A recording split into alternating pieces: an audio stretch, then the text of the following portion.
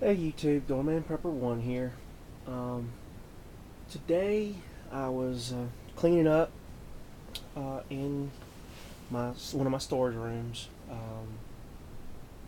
trying to get everything straightened. Been kind of neglecting it for the past few weeks. I started. I noticed that I didn't have some of my stuff put up. That I had some supplies and everything. So I thought I would do a video on them because I haven't seen anybody do it.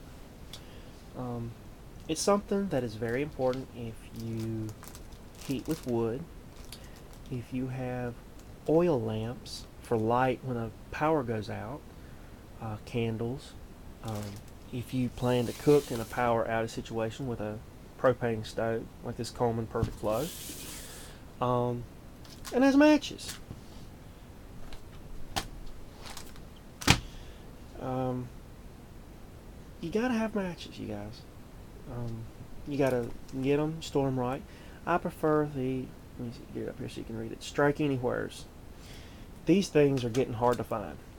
There's like one place about an hour and a half away from here that has them now. The local store, they used to carry them, but all they have now is the Strike on the box. I guess they've got it to where they can't get it anymore. But what I do is I vacuum seal them. You know, there's the small ones, the 32 packs. And I mean, these things, they keep pretty good in the vacuum seal bags. They crush down. What I do is all these tag-ins, I just fold them over and wrap a rubber band around them to keep it from going everywhere. And these book matches are great for your candles and stuff like that, whereas these right here is ones you'd want to use for your stoves, and just regular starting fires. I keep the Strike Anywheres with me when I go fishing in a waterproof container to light my lanterns because I do a lot of night fishing for catfish and such. So it's just one of those things that this could be a very useful item, a possible barter item if you choose to barter. I do not choose to barter with materials. I would prefer in a situation that you would have to barter like that in a oh crap situation, shall we say, with time and labor. You need something that this other person has. You ask them. I'd ask them, hey, do y'all need work done? Because I don't, and we could trade it out like that. That right there, I think, is the safest way to barter because you don't want to trade anything that will A, put you in jeopardy of running short on, B, put your security in danger by people thinking that you have a lot of this stuff. I mean, if they think you have a lot of this stuff, the first thing they're going to do is they are going to follow you back to your house. And they're going to find out where you have it, how much you've got, and the reason they're going to find out how much you got is so they can come and take it.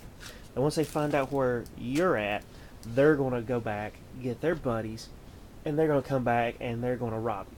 Just plain and simple, and you'll be lucky if they don't kill you because most people in that situation, they just don't care. And three, I don't like to trade anything that would possibly be used against me, such as ammunition and stuff like that.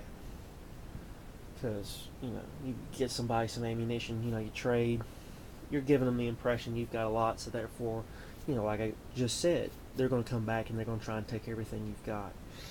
So, it is, in my mind, imperative that you, if you do have to trade matches or something like that, that you is not a complete stranger. If it is, you kind of hem and haw, shall we say. You really don't want to give it up. You really don't want to give it away. But, just let them know just kind of nonchalant. Tell them that you don't have a lot, but, if they really need it and, they have something that you need, yeah, you'll trade a little bit, but you just can't do any more than maybe 1 or 2 books, something like that, to let them know that, hey, you're in just the same position as they are. And that's the thing. You want to blend in. You don't want to stand out when it comes to something like that. You want to blend in. You just want to be just like everybody else when you're out and about. And then once you get back, you can do whatever you have to do to survive for how you have prepared. And if they haven't prepared, you can help them out as much as you want to, if it's where you can. But if it's not, just try and keep them away from what you have by the security, like I've been talking about with the trees. We're going to be blocking them off. I just got them in Saturday, so I did a video on that.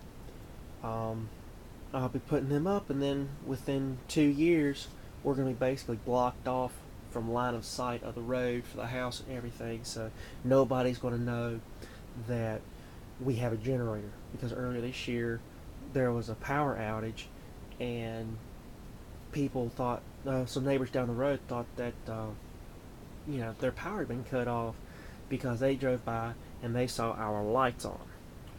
So yeah, now they know we have a generator, and these are new neighbors. We don't know them, and being back out in the country, it's not that easy to get to know people, especially when they're brand new like that.